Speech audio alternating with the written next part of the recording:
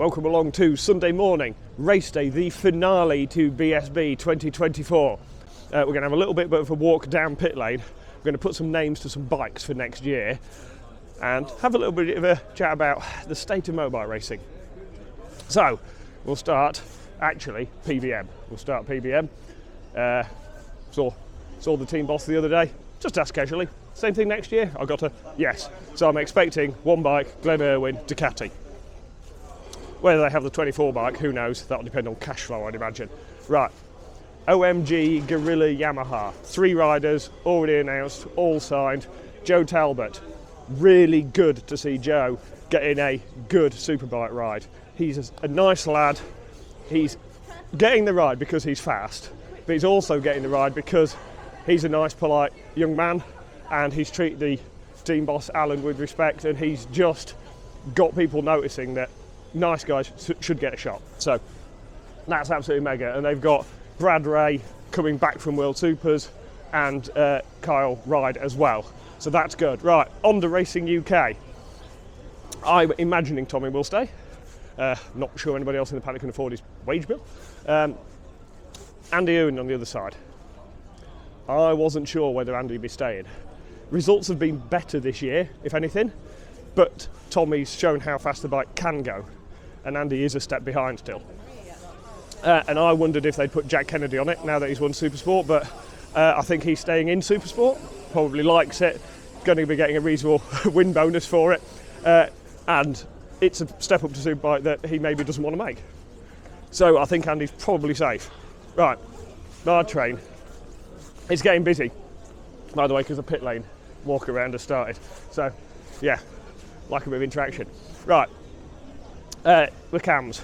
Danny Kent is staying. They could run a second bike. There are riders who need a bike or a change of scenery. Storm Stacey. Definitely a rumour I'm quite willing to start.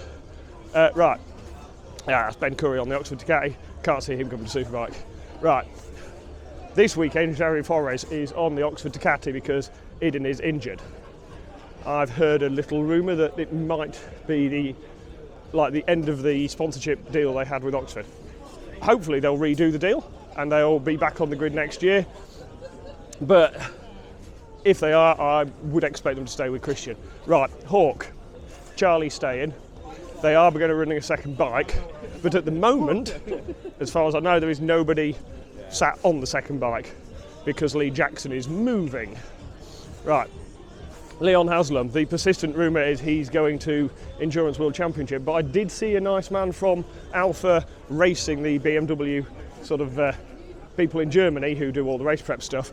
There's a lad from German Superbikes who's won it 4 times, whose name completely escapes me, who would like to come to BSB and have a new challenge. So, BMW might put somebody in, use that infrastructure. Right, FS3, Kawasaki, Max Cook and O'Halloran. Now O'Halloran is off to World Endurance. Bit of a shame to see him go. He is quality, and you can gauge the quality of the rest of the field from what O'Halloran's doing, and he rides differently.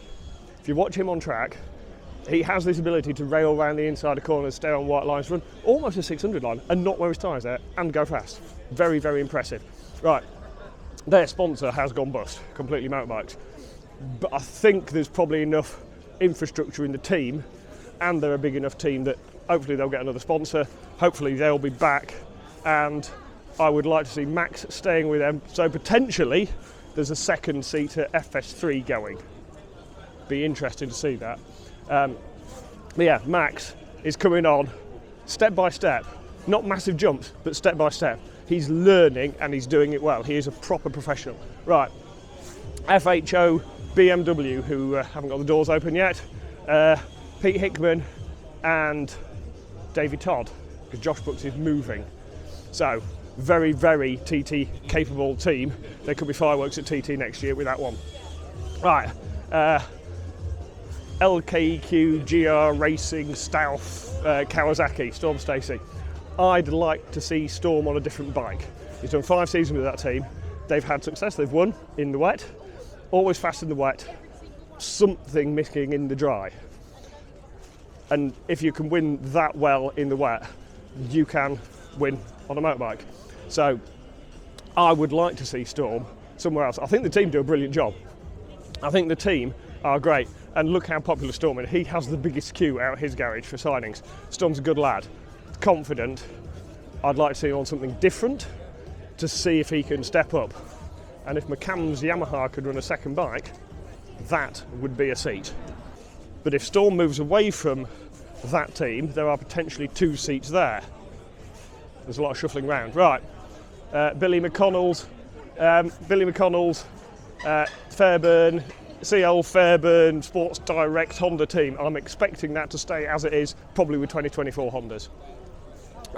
Taz with Rory Skinner, I would expect Rory to stay there. Terrible year with injuries. He's a tough cookie, he's fast. I would love to see Rory back on that bike next year, a bit of consistency for him. Right, Dow are going to Hondas next year, and the rumours are Josh Brooks coming from FHO to there and Lee Jackson coming from Hawk to there. 2 good riders. I think the Hondas are more competitive than the Kawasaki's they've got, but it does mean Danny Buchan is out. But as we know, there could be a couple of spots further down the paddock, and Braden is out. We've talked to Braden, he's a really, really nice lad as well. Yeah, so options there. There are riders there that need seats, and there are some seats in the paddock that need riders. Right, Tag Honda. This year they've run Jamie Van Sicklerus in Pathway and Fraser Rogers. I would expect both those riders to stay. Hope they do. Right, in competition Aprilia. I would imagine with Rollo, he's had some amazing rides, admittedly in mixed conditions. If he can go full Superbike, I think he'll be much more competitive when it's dry as well. CDH Racing with Luke Hedger. Right. When Luke got on that bike, I will admit, having seen his stock ride, I was a bit dubious as to whether he'd go well. He's had some great rides this year. Ian Newton from In Competition Aprilia. You're going full Superbike next year, Ian? Possible. We like possible. Nobody's confirming anything. I'll come and see you in a minute, Ian. I have some Aprilia's bits to collect from him. Right. IWR Honda, James Buckingham, the crew chief, mega team. Right, these bikes are so nicely prepared. Bucko does an amazing job. They've struggled a little bit with the Pathway thing with Alex Olsen this year. I think they've not got the electronics to do what they wanted, so they parted ways during the season. James Westmoreland's on it this weekend, doing a good job. Don't expect to do a full season next year, but we'll get to the next question marks on riders in a minute. Right, and Connor Rossi Thompson had a really good stand-in ride on the NP Racing Kawasaki. On it next year?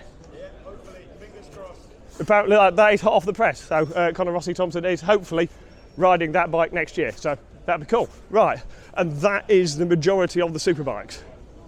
I mean, I've failed to mention one thing, which might be us. So our plan is to stay in Superbike. We will admit we have to find a bit more budget, because this year we had a budget and then we spent that, and then Matt spent quite a bit more out of his own pocket because all the little bits add up that we probably didn't take into account at the start of the season. We had a crash damage budget and I don't think we've actually gone over that bit. We've used it, but there's lots of little details. We are going to do a completely separate video on how much it actually costs to race a British Superbike.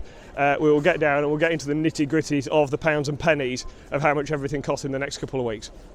And then, of course, we look around. You have to talk to other riders, see what else is available as a team, because Franco might not want to stay with us, for example. And so we need to talk to other riders. And that puts me on to the state of racing in Britain at the moment. Who else would you put on a Superbike? Obviously, we've had Tom Ward as a stand-in rider for us. Tom has done a great job for us. He's got a lot of experience and he's got speed. But he's a few years older, he's 30. And I'm not saying that's too old to ride a Superbike, but the team ethos for us was to bring young riders through, give them a step up to hopefully factory bikes and faster bikes. And with Tom, we could give him a leg up, we could give him a season in Superbike, but where's he going to go? And that, to me, is a little bit of a sticking point. So we want younger riders. So we've got a few other names to throw about, but not that many. Richard Kerr won the Superstock title last year. He's fast. He's ended up racing in America this year because he couldn't secure the funding in the bikes to do British Championship. He is a distinct possibility. Scott Swan. He's the first person this year who's really stood out at me this year, racing here. He's turned up in Superstock. He's done Superstock before. Got himself a Honda this year. Started winning. He's been at the front quite consistently. He's exciting to watch. He makes a few mistakes, but he's young and he's learning. But he piqued my interest. I like the look of Scott Swan because he looks exciting. But I believe he's already signed for a team in the paddock that are currently doing Pathway that are moving to full Superbike. A single bike team moving up from Pathway to Superbike with a load of experience, that will be a really, really good move for him. So, who else?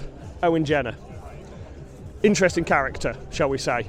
Confident, but he's matured a lot as a rider in the last couple of years.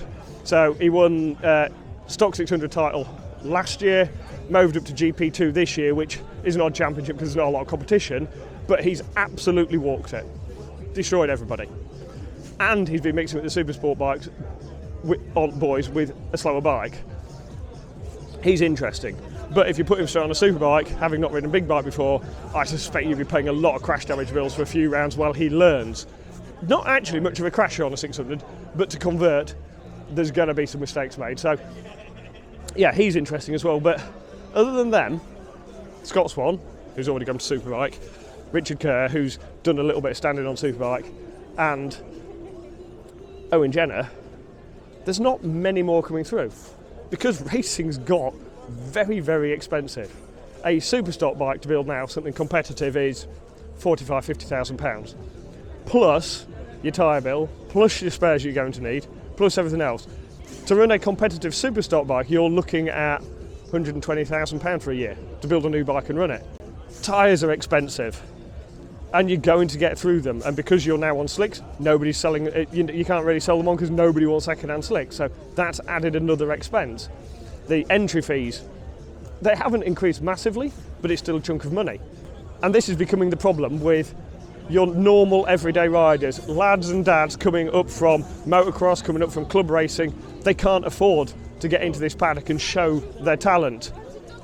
And even to get into club racing, to start riding, to really progress in the sport, that's expensive now. You can go club racing and easily spend a couple of grand a weekend if you're riding a big bike. And that's a problem for the sport because the majority of people can't do it. And so you get to the situation where only people with money can go motorbike racing. And they're not always the people with the talent, which is why I think we're now beginning to get this slight lack of riders coming through. Yes, there's exciting riders in British Talent Cup, but it takes a long time to go from British Talent Cup to riding a British Superbike. And I think we need to make racing more affordable so that we can get riders coming through from grassroots level, so that we can get new and exciting riders on British Superbikes and hopefully onto the world stage. How we do that, I don't know. If you know, stick a comment down below.